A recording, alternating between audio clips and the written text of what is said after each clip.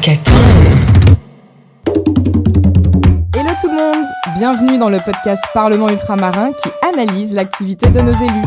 On a voté pour eux, ils sont là grâce à nous, mais que font-ils pour nous ?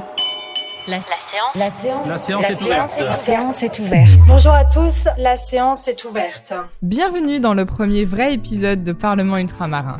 J'espère que vous avez bien écouté le prélude parce que là, on rentre vraiment dans le dur. On a choisi de consacrer ce premier épisode à la crise de l'eau à Mayotte. Mais avant d'aborder ce gros dossier, on va faire un petit point sur une élection qui s'est déroulée le 24 septembre, les sénatoriales. Une élection, vous allez me dire, vous n'avez pas été appelé dans les bureaux de vote, vous n'avez pas vu tellement d'affiches et surtout, vous n'avez pas entendu passer les voitures avec les mégaphones qui font la promo des candidats et vous réveillent en pleine sieste. C'est normal, c'est le Sénat et ce n'est pas vous qui votez. Les sénatoriales sont un scrutin un peu différent des autres qu'on va essayer de vous résumer rapidement. Le Sénat est renouvelé partiellement tous les 3 ans. En clair, ça veut dire que tous les territoires ne changent pas de sénateur en même temps. Il y a 2 types de scrutins, selon que le territoire a 1 ou 2 sénateurs, ou alors s'il y en a 3 ou plus. Et ceux qui votent, on les appelle les grands électeurs. Ce sont des conseillers municipaux, des conseillers régionaux, départementaux, ou alors des membres des assemblées territoriales. Cette année, ils étaient 77 000 à devoir voter. Et oui, j'insiste sur le devoir voter, car s'ils ne le font pas, ils sont passibles d'une amende. Et ouais. 6 territoires ultramarins étaient concernés cette année. La Nouvelle-Calédonie, Saint-Pierre-et-Miquelon, La Réunion, la Guadeloupe, la Martinique et Mayotte. Ça fait donc en tout 14 sièges à renouveler. On va faire un petit tour des résultats et voir quelles leçons on tirait. On va commencer par la Nouvelle-Calédonie parce que c'est là qu'il y a eu la plus grosse surprise. Les 2 sénateurs sortants, qui appartenaient au groupe Les Républicains, donc la droite, et au groupe Union Centriste, la droite mais un peu plus au centre, se sont représentés. Mais aucun n'a été réélu. Dans cette élection, il y avait aussi un membre du gouvernement, la ministre déléguée à la citoyenneté, Sonia Backes. Elle n'a pas non plus été élue et elle a quitté le gouvernement. Les 2 nouveaux élus s'appellent Georges Naturel, un proche des Républicains, et Robert Rowie. C'est son élection à lui, la grosse surprise, parce que c'est un indépendantiste, que c'est une première au Sénat, et qu'il a été élu alors que la Nouvelle-Calédonie est justement en pleine discussion sur son avenir institutionnel. Cela montre à la fois la montée en puissance des représentants indépendantistes et surtout l'affaiblissement des partis loyalistes anti-indépendance. À Saint-Pierre-et-Miquelon, si vous avez écouté le prélude, vous savez que c'est leur sénateur, Stéphane Artano, qui présidait la délégation aux Outre-mer du Sénat. Il ne s'est pas représenté et c'est une ancienne ministre des Outre-mer, Annick Girardin, qui a repris son siège dans le même groupe. Passons côté océan Indien maintenant, avec La Réunion et Mayotte. Dans ces 2 îles, l'équilibre des forces n'a pas vraiment été perturbé. À Mayotte, un des sénateurs sortants est membre du groupe RDPI, le groupe le plus proche de Renaissance, donc le parti d'Emmanuel Macron, et il a réussi à se faire réélire. À La Réunion, l'Union droite-centre détenait jusqu'à présent les 4 sièges de sénateurs. Elle en a perdu 2, mais elle résiste, tandis que la gauche a donc regagné ses 2 sièges. Aux Antilles maintenant. En Martinique, la grande gagnante de l'élection, c'est quand même Catherine Conconne. Alors elle ne partait pas du tout gagnante sur le papier parce qu'elle n'a pas beaucoup de grands électeurs de son parti Martinique Ensemble. Mais elle a réussi à être élue dès le premier tour parce qu'elle a su fédérer des voix des autres partis. Elle va siéger au Sénat avec un nouvel entrant, Frédéric Buval, le maire de Trinité qui devra laisser la direction de sa ville. Et les 2 devraient se retrouver dans des groupes de gauche. Enfin, dernière île, la Guadeloupe. Alors là encore, vous allez me dire qu'il y a des noms que vous connaissez et qui n'ont pas changé. Ce n'est pas une surprise si je vous annonce que Victorin Lurel a été réélu et conserve donc son siège au sein du groupe socialiste. Les 2 autres sièges reviennent à Dominique Théophile et Solange Nadille, qui étaient sur une liste considérée comme proche du parti présidentiel. Voilà, maintenant qu'il a été renouvelé, le Sénat a repris le travail le 2 octobre et a réélu le même jour son président Gérard Larcher. Lui, si on osait, on pourrait presque dire qu'il fait partie des meubles du Sénat. Il y siège depuis 1986, avec quand même quelques interruptions le temps d'entrer au gouvernement, mais grosso modo, ça fait bien 30 ans qu'il est sénateur. Et pour l'anecdote, on va vous faire écouter Gérard Larcher, surpris en plein ragot sur l'ancien ministre délégué aux Outre-mer, Jean-François Carenco. C'était le 21 juin dernier, en pleine séance, et on se le repasse parce que quand même, c'est drôle. est quand même très nul. Il s'est surpassé. Hein? Il s'est surpassé. Il est quand même très nul. Il s'est surpassé. Hein? Il s'est surpassé. Bon, il est temps de passer à la deuxième partie de ce podcast et ce sera notre sujet de fond. C'est la crise de l'eau à Mayotte. Vous entendez ce bruit ? C'est le bruit d'un robinet qu'on tourne et qui n'a pas d'eau. C'est ce qui arrive aux quelques 300 000 habitants de Mayotte qui se retrouvent privés d'eau 2 jours sur 3 et depuis le 4 septembre. On est quand même au point où des écoles ont dû fermer à peine 1 mois après la rentrée et où l'ARS recommande de faire bouillir l'eau avant de la consommer. C'est vraiment une situation d'urgence. La situation de Mayotte, vous l'avez décrite, elle est inédite, elle est gravissime. Des crises de l'eau, Mayotte en a connu au moins 3 en 30 ans, en plus de celles d'aujourd'hui. Elles sont en partie liées à la sécheresse, puisqu'environ 80% de l'eau potable de Mayotte provient des intempéries, et que seulement 8% proviennent du dessalement de l'eau de mer. Le reste provient des forages. Clairement, l'impact du réchauffement climatique avec des saisons de pluie plus courtes et moins intenses est impossible à nier. Mais il n'y a pas que la sécheresse qui soit responsable de la crise actuelle. On va remonter un peu dans le temps. La première crise de l'eau à Mayotte, la plus importante jusqu'à aujourd'hui, a eu lieu en 1997. À l'époque, des mesures d'urgence, comme des tours d'eau ou des distributions d'eau potable en bouteille, ont été mises en place. En parallèle, le préfet a lancé la construction d'une usine de dessalement à Petite-Terre, l'une des 2 îles qui composent l'archipel.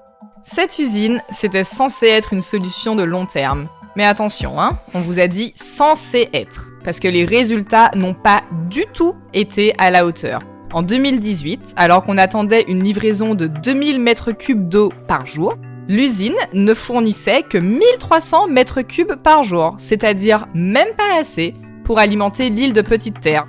Et ça, c'est pas moi qui le dis, ce sont les chiffres d'un rapport de la mission régionale d'autorité environnementale de Mayotte. La suite était prévisible. Fin 2016, début 2017, rebelote. L'île connaît une nouvelle sécheresse importante et la pénurie d'eau reprend. Les tours d'eau recommencent et la ministre des Outre-mer de l'époque, Erika Barrex, déclenche un plan urgence eau en 3 étapes. Il y a des mesures d'urgence, du court terme, mais aussi des mesures de moyen et de long terme, comme par exemple la réhabilitation de forages abandonnés ou la construction d'une 2e usine de dessalement. En parallèle, l'extension de la première usine de dessalement de Petite-Terre est actée. Coût total, plusieurs dizaines de millions d'euros, étalés sur 5 ans. Est-ce que cette fois, ça a été suffisant ? Non. En 2018, lorsque l'extension de l'usine est livrée, elle ne produit même pas la moitié de ce qu'elle était censée faire par jour. On est sur environ 2000 mètres cubes d'eau au lieu de 5300. Pourquoi ? Parce que l'eau qui est pompée est trop sale et que les sédiments abîment les équipements de l'usine, qui donc n'est plus en capacité de production maximale. Et nous revoilà, en 2020, Mayotte connaît sa 3e crise de l'eau. Donc, on va résumer. Entre la première crise de 1997 et celle d'aujourd'hui, en 2023, 26 ans se sont écoulés. Entre-temps, la densité de la population mahoraise a continué d'augmenter, d'environ 3% par an selon les estimations de l'INSEE, et les solutions pour faciliter l'accès à l'eau ne sont toujours pas en place. Je rappelle que le plan d'urgence eau Mayotte en 2017, piloté par le ministère de l'Outre-mer, était censé répondre à cette crise de l'eau, mais surtout apporter des solutions pérennes. C'est malheureusement un échec. Ça, c'était Estelle Youssoufa, députée Lyotte de la première circonscription de Mayotte. L'autre député de Mayotte, le républicain Mansour Kamardine, a lui posé plusieurs questions écrites au gouvernement, notamment sur la gestion locale de la compétence eau. En septembre 2022, il demandait par exemple des explications sur l'absence d'un office de l'eau, office dont la mission n'est que de superviser la politique publique d'accès à l'eau. Vous voulez connaître la réponse de l'État 1 mois plus tard ? J'ouvre les guillemets. Conscients du problème, les ministres de la Transition écologique et de la cohésion des territoires et des Outre-mer ont demandé au Conseil général de l'environnement et du développement durable de mener une évaluation du dispositif en œuvre à Mayotte. La mission, dans son rapport remis au ministère en mai 2022, confirme le principe de création à terme d'un office de l'eau à Mayotte sur des bases articulées avec le syndicat mixte de l'eau et de l'assainissement de Mayotte, qu'on appelle Eau de Mayotte. Fin de citation. En attendant la création de cet office, sur lequel tout le monde s'accorde mais qui ne voit toujours pas le jour, L'État, réouvrez les guillemets, assure les principales missions dévolues à un office. Vous vous en doutez, ce type de réponse est très très loin de satisfaire les élus mahorais. Surtout quand on sait que les œufs de Mayotte, le syndicat cité par le gouvernement et un des principaux référents actuels, est très controversé. Je souhaite vous interpeller sur le fait que les solutions que vous présentez reposent toutes sur les eaux de Mayotte qui sont, je le répète, très défaillantes. Estelle Youssouffa n'est pas la seule à le dire. Le parquet national financier a ouvert une enquête préliminaire sur les actions de ce syndicat entre 2014 et 2019 avec des chefs d'inculpation pour détournement de fonds publics, corruption active, passive ou encore abus de biens sociaux. En 2019, la Chambre régionale des comptes de Mayotte a livré un rapport accablant sur la gestion du syndicat. Je vous la fais courte, mais juste en lisant le sommaire, on voit apparaître les mots « situation financière critique »,« irrégularité de fonctionnement dans le comité syndical »,« organisation défaillante » ou encore « carence en matière d'achat ». Je pense que vous avez saisi l'idée, ce n'est pas bon du tout. Alors, quelles réponses ont été apportées ? En mars 2023, alors que les élus mahorais alertaient déjà sur le risque de crise de l'eau imminente, l'ancien ministre délégué aux Outre-mer Jean-François Carenco a déclaré à l'Assemblée nationale que les retards sur les projets de long terme, comme par exemple cette fameuse usine de dessalement, résultaient, je cite, des procédures longues et d'une administration partagée un peu longue aussi. Mais il a assuré que l'État avait débloqué certaines situations au cours des derniers mois. Sur le papier, c'est vrai, l'État a effectivement repris la main sur des dossiers, par exemple le financement intégral de l'extension de l'usine de dessalement de Petite-Terre. Mais vous vous en doutez, ce sont des travaux longs et donc ça n'a pas permis d'apporter de réponse aux difficultés immédiates des Mahorais. Le 26 septembre, le nouveau ministre délégué des Outre-mer, Philippe Vigier, a assuré que 5,4 millions de bouteilles d'eau ont été commandées et que des dispositifs d'urgence d'acheminement avaient été mis en place pour les écoles, les établissements de santé et les plus vulnérables. Il a aussi annoncé des mesures de long et moyen terme, encore une fois, dont 35 millions d'euros pour faire le point sur le réseau actuel et réparer les fuites, et aussi, et c'est très important, l'ouverture de 2 usines de dessalement prévues pour fin 2024. Vous avez compris où je veux en venir ? Que ce soit en 1997, en 2017 ou en 2023, c'est toujours le même type de réponse qui est apportée, sans garantie que les résultats soient meilleurs aujourd'hui qu'hier. En attendant, seulement 3 ans après la dernière pénurie d'eau, une grande partie des habitants de Mayotte doit composer avec de l'eau 1 jour sur 3. C'est triste à dire, mais c'est une situation que beaucoup d'ultramarins connaissent, même si on n'est pas forcément sur la même échelle. Je pourrais vous citer plein de territoires à titre d'exemple, mais on va se concentrer sur la Guadeloupe, où la situation est sans doute la pire après celle de Mayotte. Les raisons en Guadeloupe sont assez connues. Le réseau est vétuste, les canalisations sont pleines de fuites, et très régulièrement, les habitants se retrouvent sans eau pendant des heures, voire des jours. En juin, un comité d'experts de l'ONU a même demandé à la France d'approvisionner en urgence toute la population en eau potable, en attendant que le réseau soit pleinement et correctement opérationnel.